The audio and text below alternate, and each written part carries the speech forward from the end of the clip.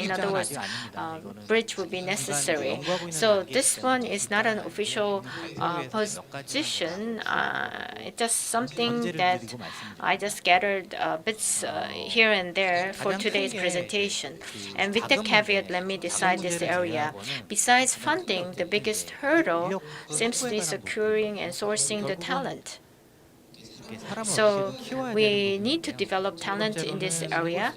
To do that, what we can do, I know Japan is doing this. We could, use the retired people as a teacher of technology. So that kind of program can be set up.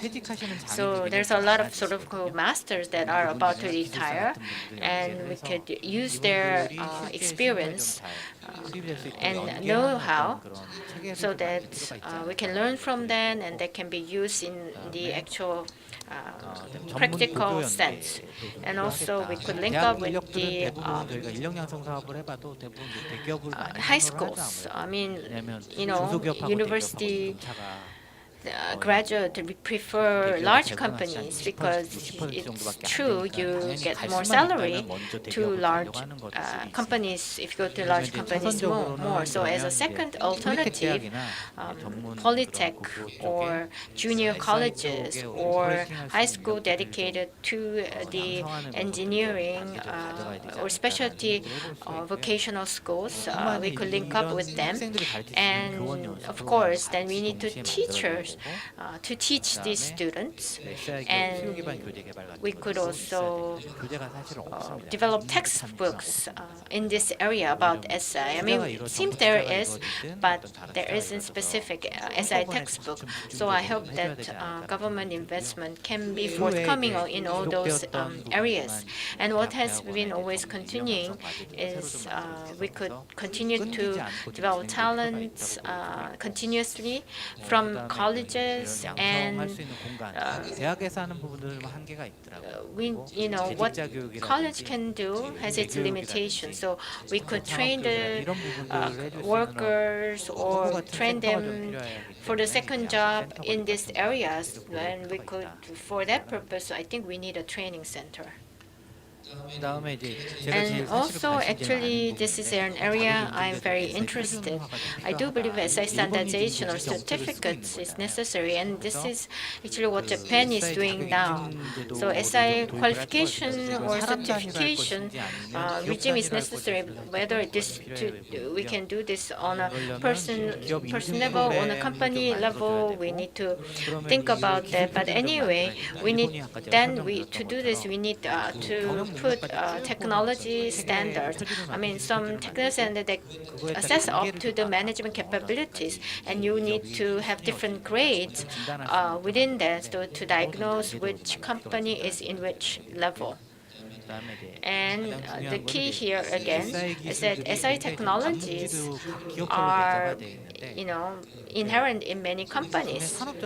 And on the industry as a whole level, this embedded technology should be pulled out so that it can become a common knowledge shared among the industry people. And that would drive the price down. And of course, if you value-added technology, then you add more price, so you get more revenue.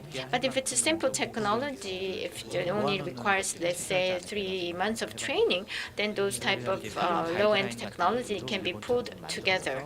And some guideline on the standards needs to be created so that if you comply that, it becomes easy to install the robots and maintain the robots. And also, we need some hubs or in-between goers, so robot support center can be created. Customers say, I want to use this robot, but I don't know how to make it. Is there any company that makes it? Let us know.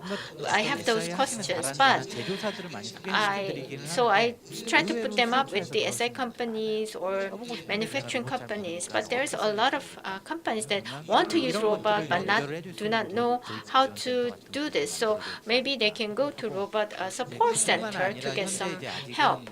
And also the weak companies with the weak technologies, we need engineering support. With a simple R&D, we could help them commercialize these technologies, and that could be another area where government could give support. And also, this is in a global SI companies and customers have a need to move together based on partnership. ABB or Japanese Yasuka are also very good in this. And if I go to various lectures, Korean companies say we also need this. Like IREX of Japan, I visited a company 4 years ago, and Yasuka Hana in an exhibit displayed the big robots in the big booth. In a side booth or small booths, using their products, they use gripper and other things. So in their small booth, they have SI company they partner with, and not only in Japan, they sort of act as a team even in the international exhibition and go together. So I found that really good, and that kind of structure or approach could also be available in Korea. Large companies or manufacturing companies, they only work with Korean distributors, very small players, but they need to be engaging with the bigger companies to really grow this area. That concludes my presentation. Thank you very much.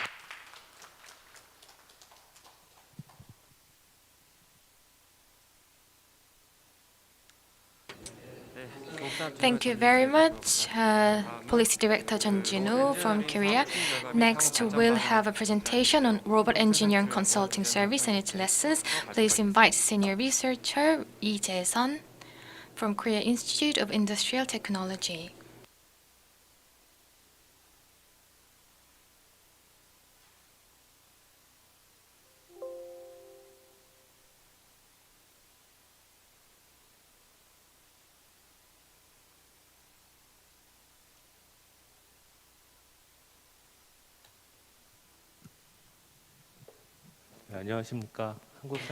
Good afternoon. My name is Lee Jae-sun. I'm from Korea Institute of Industrial Technology. From the KIRA, we have been cooperating together for the project to distribute robot SI industry in Korean market.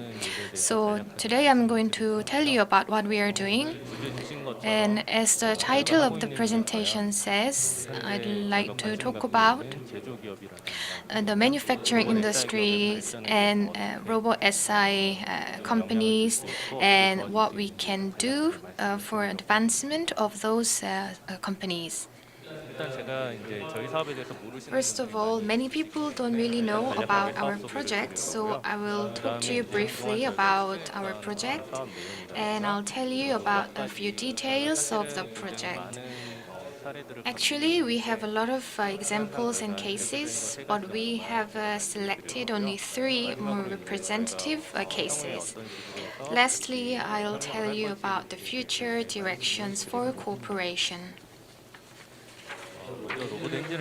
First of all, the Robot Engineering Consulting Service is that in the manufacturing companies, when it comes to people or the labor or manual works, we wanted to make sure that we can support them in terms of automating those processes. So we are currently providing consulting services for these companies. We have 2 objectives. First of all, the manufacturing companies in Korea's advancement of their competitiveness. That's the first objective. And the second goal is to distribute SI robots in the manufacturing sector so that For the details of the project, if there is any company who wants to introduce robot, we provide pre-consulting. When we say pre-consulting, there are three steps that we take. First of all, we go into the company and see how the process is composed and what kind of needs they have. And to resolve the challenges we find, we decide how the robot can be introduced and what kind of roles robot can play. So we help with the redesigning. Lastly, we consolidate all the results and decide if introducing robots for the company concerned would be feasible or valid or effective. So we tell companies about the result of the consulting. So that's the pre-consulting. This is the biggest role we play. And we are doing this project with Korea. And the companies that want to introduce robots may come across many difficulties. So even if they had a plan, they are faced with many challenges in introducing robots. So we also provide helps in terms of the technology to resolve those issues. Lastly, we help with the processing technology, and this was mentioned by Kyria earlier. Semiconductors or auto sectors have a very robust system, but root, FMB, or textile industries have almost zero introduction of robots. So SI companies are not familiar with these industries either, so they don't know what to do. When we do something, we conduct pre-research to confirm the feasibility. We are currently cooperating with the Korea Institute of Machinery and Materials, and they have a system to provide processing feasibility. So we test the feasibility of process with that institute. We need a technological support and some support for the cost, and we provide those supports to the company. So that was the details of the project.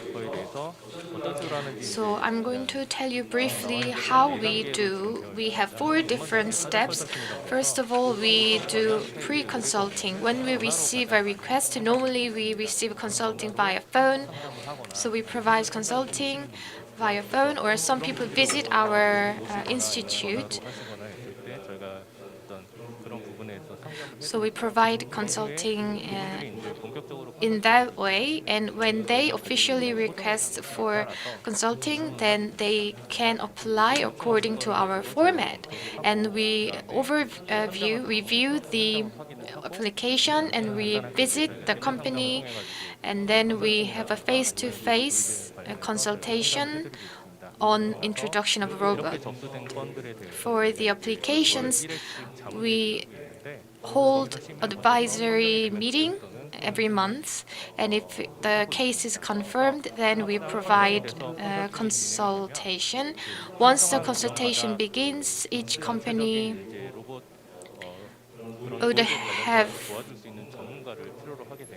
would need experts to help each company. So we have expert pool for ourselves. So we would select the most appropriate expert, and then we would match those experts with a particular company. Once a month, we make a deliberation for the applications. We have about 4 to 5 applications every month. So we allocate experts for each case. When we make a visit to company during the pre-consulting, we would get some information about the company, so to discuss with experts based on those information, and we talk about the future needs for the company with the experts. Once expert is designated, the expert would visit the company and consult with the company. And depending on needs some companies don't really know about SI companies, so we would introduce most appropriate SI companies.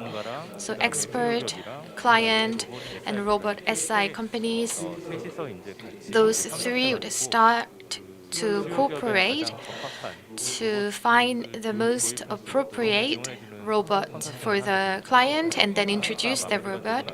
After the consultation is finished, we share the results with each other. So experts, the client, or robot SI companies would come together to talk about the consulting process, and client and SI companies may have some opinions or comments that they want to make to us, and we can reflect those opinions in our next project. So this is how our project works. This is for this screen. The Korea is overall responsible for this project, and the KITEC would get commission of the project, and KITEC is responsible for the project. And in regard to the pre-research, the Korea Institute of Machinery and Materials is responsible. When it comes to industrial processing, we have experts, and so we have expert council consisting of those experts. Next, I want to talk about why we decided to this consulting service. As you know, the manufacturing sector accounts for a large portion in Korea. We have number 6 competitiveness in the world, and it accounts for 30% of GDP. This is actually completely opposite to most of advanced countries. Most countries are lowering the share of manufacturing industry, but the Korea is actually increasing this share of manufacturing sector. And because we are investing so much, we have to come up with good results to offset the investment. If you see the overall manufacturing sector, this is a general picture. But when we introduce the robot SI system, mostly we are interested in SMEs. SMEs account for more than 99% of manufacturing sectors, and they account for 70% of professionals, but their revenue only is 34.5% of the industry as a whole. So to enhance their competitiveness,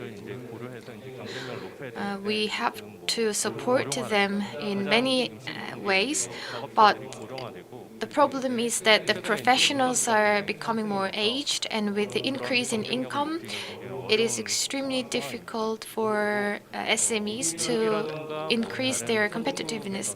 And in other advanced countries, such as the US and Japan, they are promoting many ways to promote the competitiveness of the SMEs. So in NIR, for instance, in the US and Japan, has many different standardized systems. So we realized that we need to have certain system to support SMEs for better competitiveness in the manufacturing sector. The problem is that when introducing robot, the initial cost is very high, and how effective is it? The SMEs are very doubtful. So this is the biggest obstacles in introducing robots for SMEs. For clients or robot SI companies, for clients, they want to introduce robots in more diverse sectors. Before it was semiconductors or auto sectors, but FMBs, textile handling, so some new processing is required for robot SI, but they do not have much in understanding of robots, so they don't know what robots can do or what robots cannot do. And for SMEs, their employees are not very high skilled, and they do not have much financial sources, so they feel very burdened to introduce robots in the beginning. For SI companies in Korea, most companies are small in size with revenue of 5 billion mostly, and they have limited key talents, and because they're busy in working, they don't have much opportunity for research and technological development. The biggest problem is that SI companies mostly have specialties, so they want to stick with the specialties rather than trying something new, so they tend to be conservative. As a result, to enhance competitiveness, we do need robots, but manufacturing companies and SI companies have many challenges, and we wanted to resolve these challenges. That's why we started this consulting service. What we are doing is to prove the feasibility of introducing robots to client through more objective materials, and we propose predicted result or effects of introducing robots. We started this project in 2016. So to give you some cases that we've done in the past 4 years, we provided consulting for 163 companies, so that's 40 companies per year. In the beginning, there are not that many companies, but we are seeing an increase. Last year, we had more than 50 cases. There is no data on this slide, but this year, because of economic situations and COVID-19, the number decreased a lot. For the robot processing technology service, we started this in 2010. And when we provide consultation to companies, there are many different requests and demands from companies, and we couldn't really provide solutions. So starting from 2018, we have been providing this support. So when it comes to the cost or benefits, we are trying to expand. When we look at the companies who receive the consultation, the biggest reason for receiving consultation was actually doing new businesses.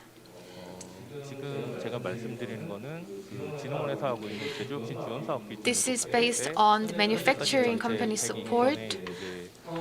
As of so far, about 102 companies implemented new businesses, and out of the 102, 29 cases were based on our consultation services, and this excludes other independent projects or other government-subsidized projects. At the Council of Experts, we have about 40 experts, but we are increasing the number.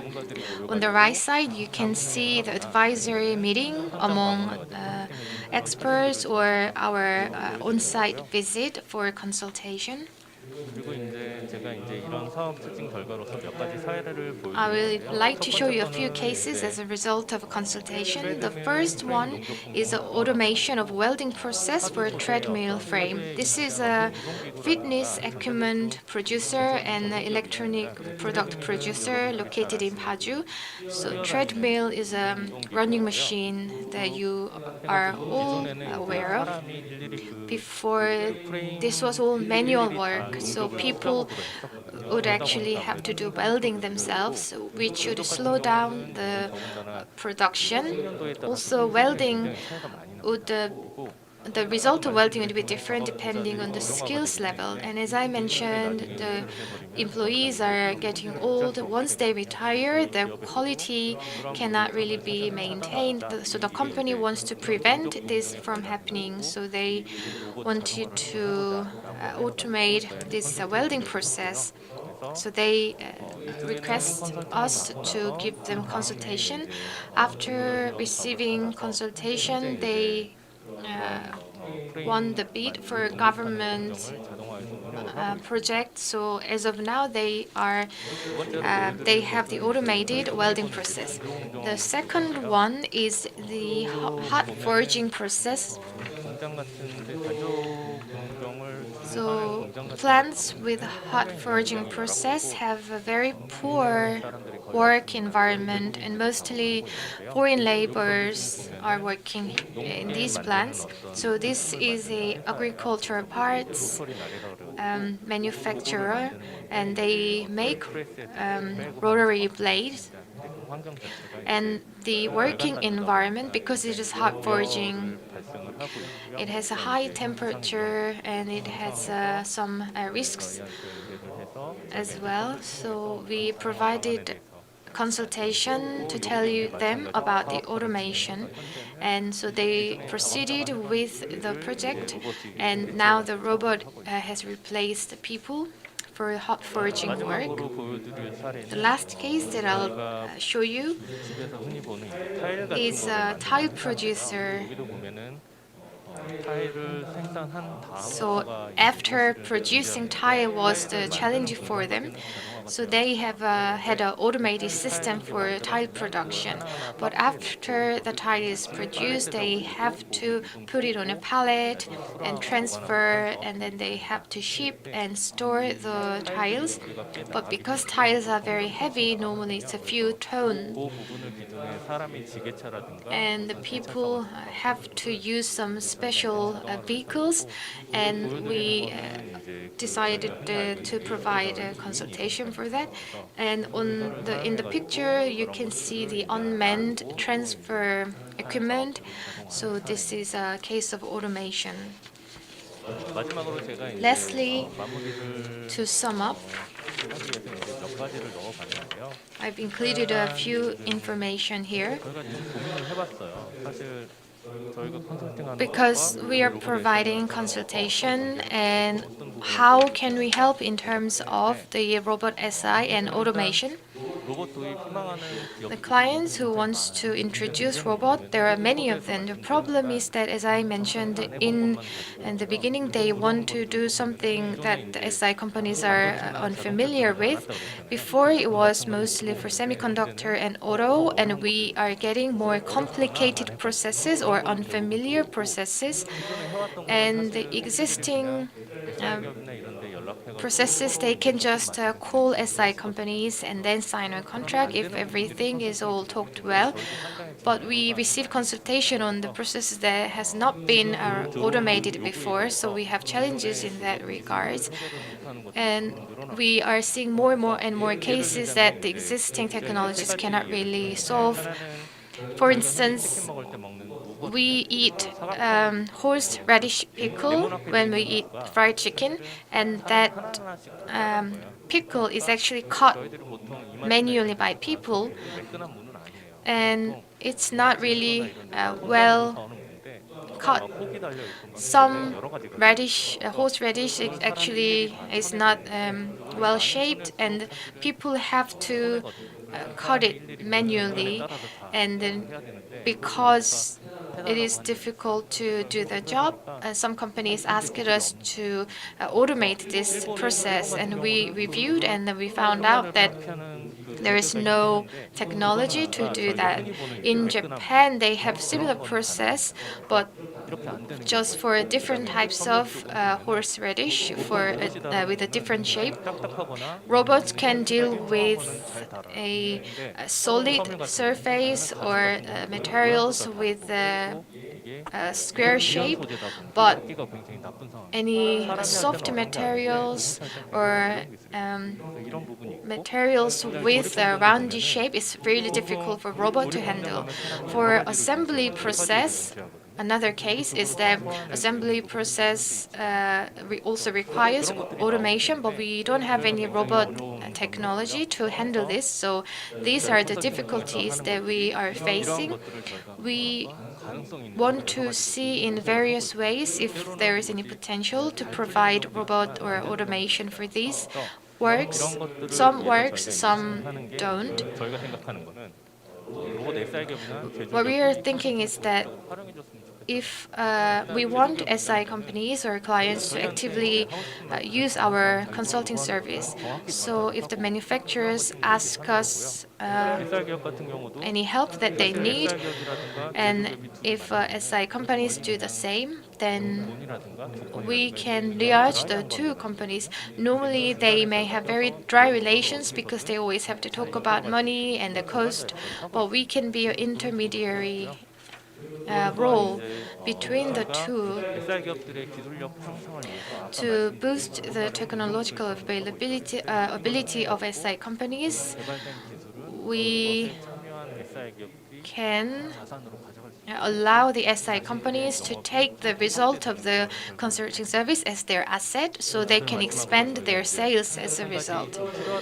Another thing that we would need in the future is that as of now we are doing the distribution project, so this is not development project. But there are many problems that we cannot solve, so we need technological development. Many robot technology related projects are being produced, but we have a bit of a gap. If possible, based on the demands through this consulting service, we can develop new technologies and find ways to advance existing technologies. And for new processes, we can identify and develop minimum elementary technology so that we can expand these technologies. So that's it for my presentation. Thank you.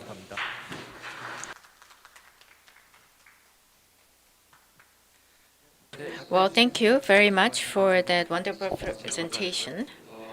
Now, we will invite all the speakers, robot SI experts, and industry representatives